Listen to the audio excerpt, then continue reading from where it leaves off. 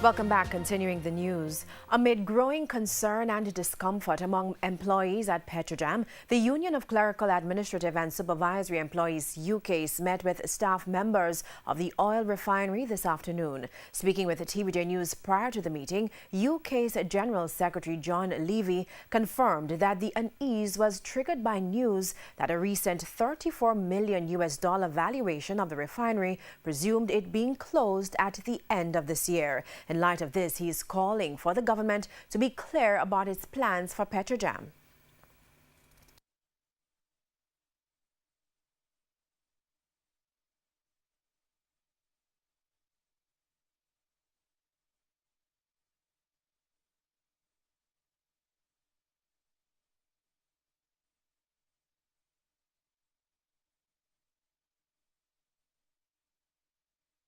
I know they have several teams doing different studies, but the government must have a position that they would want to examine, despite whatever the committee might be saying, because they can't be bound or hamstrung by the committee. They must be able to say what their position is and to look at the possibilities as to how it can renown to the benefit of a broader cross-section of workers as possible. And that is where our focus is on. The union believes that there are enough options on the table to prevent a shutdown.